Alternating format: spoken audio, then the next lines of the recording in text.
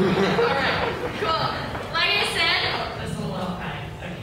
Can you hear me? Yeah. Okay, good. Like I said, my name is Monica, and I'm an actor, I'm an improviser, but mostly I'm an intersectional feminist. That little intro is how I introduce all of my videos in a series entitled Fistful of Feminism on YouTube, which is my first YouTube channel thing ever. Yeah. Thanks.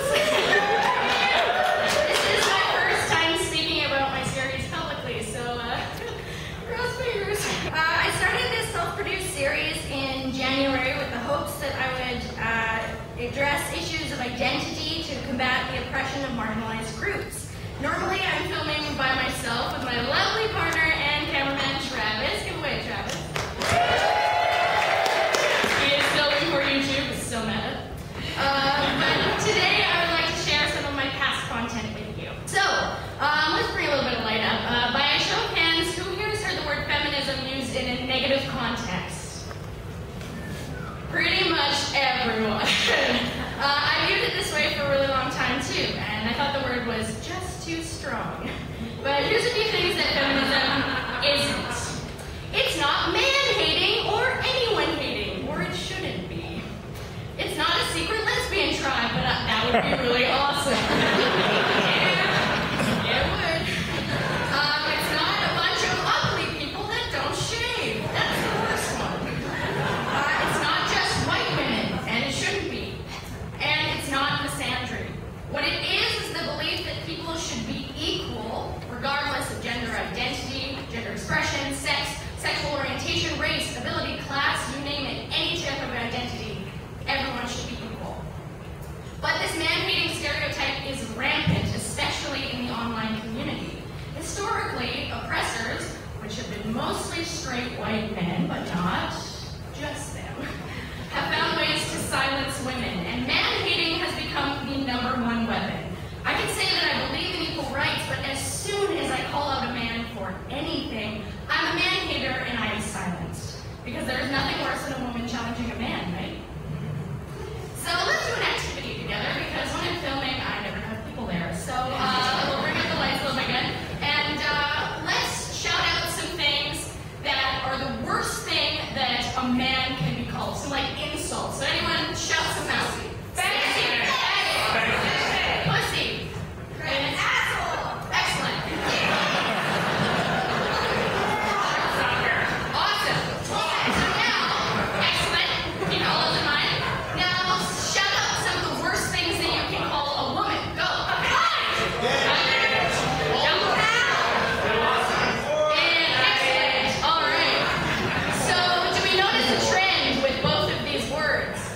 Most of them put down women.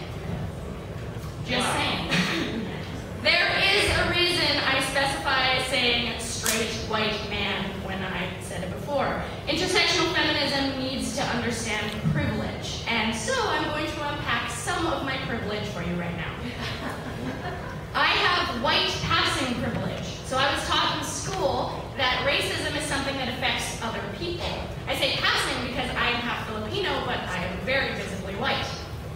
I have heterosexual privilege, which I don't think I need to explain to this audience.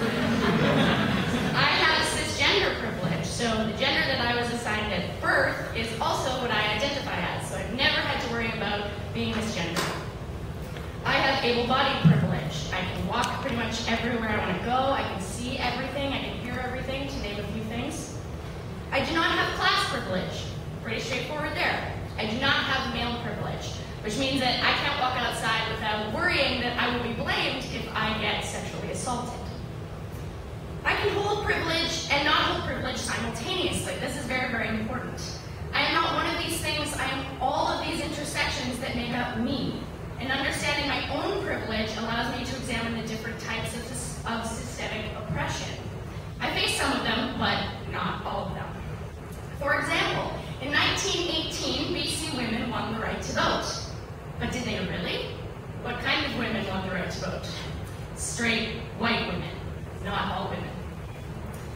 And these axes of privilege are socially constructed, particularly gender.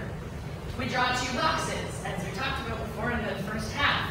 Man and woman. These are the only boxes I can find.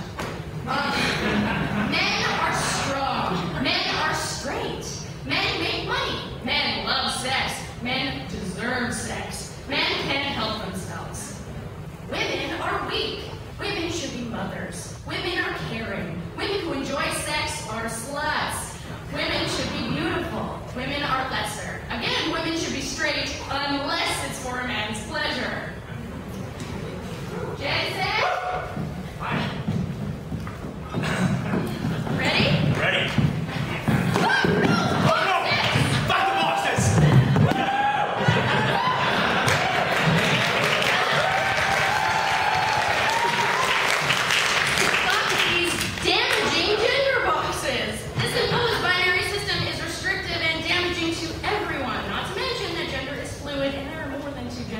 Obviously. I mean, how many people in this room have heard, who plays the man or woman in your gay relationship? Yeah, how about fuck you? So anyone who strays outside these gender boxes is demonized, and the boxes don't really leave that much room. What about intersex people, asexual people, queer people, non-binary people? The list goes on. Growing up, I was a huge, back then, the acronym was LGBT, ally, and I did a lot of work in different schools combating homophobia. But I didn't realize what the connection between feminism, gender binaries, homophobia, and what that all really meant. Homophobia happens when A, people are assholes, and B, when people don't fit into the neat little societal box, and intersectional feminism fucks that box. I was a feminist all along. Oh my God.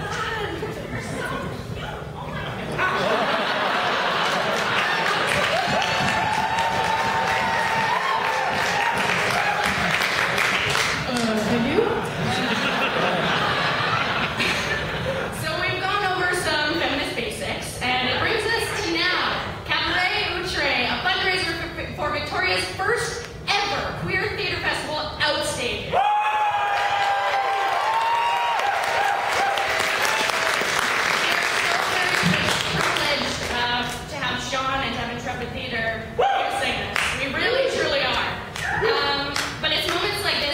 About places like Indiana and the blatant discrimination happening. I think about all of the trans men and women that we've lost since January alone. I think about the world around me, online and otherwise. It's really hard to be a woman on the internet. Most of the time, I'm absolutely terrified. Terrified of another violent comment, an impending rape or death threat, of losing friends because they are afraid of the word feminist. Just these past couple days, I've been conversing with a fellow who told me that the world is a better place now, and that my stories of oppression, which are real stories, they don't exist. But reverse sexism sure does. Well, I felt the same way that this entire room feels about Westboro Baptist Church.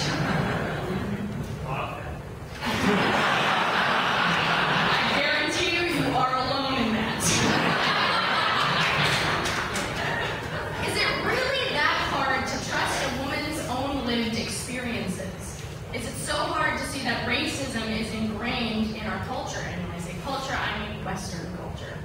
Is it so hard to refrain from making other people's struggles about you? Misogyny says yes, and I say no. You can never really prepare for trolls on the internet, but I've written a sort of love letter to trolls, and I'd like to share with you now. It's called Dear Trolls.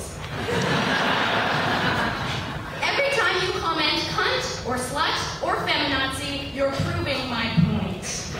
Every time you explain why women don't deserve equal rights and go on to explain their own lived experiences, you are proving my point. And mansplaining. Every time you say, don't pull the race card, you are proving my point. Every time a man defends catcalling because it's complimentary, you are proving my point. Every time I hear what were they wearing when referring to a victim of sexual assault, you are proving my point. If you tell me that I should die because I've called out your privilege, you prove my point. If you won't listen to me, but will listen to the same content coming from a man, you are proving my point. If you believe that women always have vaginas and men always have penises, you are proving my point. And the point is that equality does not exist while these things are acceptable, I'm sorry that you have nothing to do, and I'm sorry that you have to put others down to make your world just a little bit more alright. No, that's not how you spell feminism. You know, if you aren't going to capitalize properly, I'm not going to listen to what you say. I'm just not going to. Your Google alerts on the word feminism are probably the closest thing you have to a friend, and I'm sad for you, troll. You need community, troll. And I'm not talking online community. You need to look humanity in the eye when you utter that threat. You're proving the point that women are not human to you. That women are not humans at all. I'm sure I will be seeing you soon, troll. But remember that every time you try to prove your point, you prove mine. Love, Monica. XO, XO, hashtag feminism.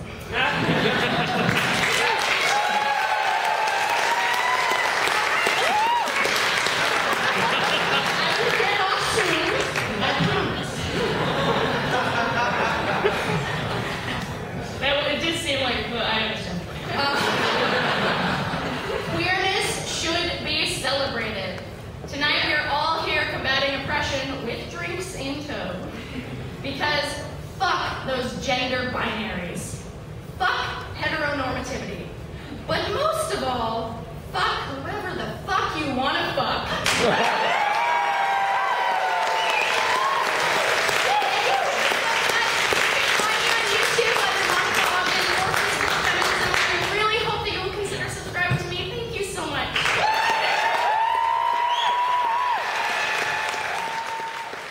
Yes, I'm wearing a blanket. It's very cold. Hey everyone! I'm gonna be quick because this video is already long as it is, but this has been the season finale of Fistful of Feminism. I know, it went by so fast. I started this in January and now I'm at episode 10 and the first season is officially done. I'm so happy. And I'm also announcing a short hiatus, so I'm not gonna be doing some videos for a little while. I've got lots of stuff on my plate, so hopefully I will be back at it very, very soon. I'll be doing some videos for role play, which the first one should be linked right here. But yeah, thank you so much for all of your support, all of your great conversations that you've been starting together talking about intersectional feminism. There's so much work to be done, so I really hope that this series has affected you in some way, but I'll be going on a little bit of a break and take a little bit of a mental breather from the internet. Anyway, thank you so much. I cannot express my gratitude enough. Okay, I'll see you guys all with season 2. Oh my god. Fistful of Feminism. I should create my own theme song. Okay, bye.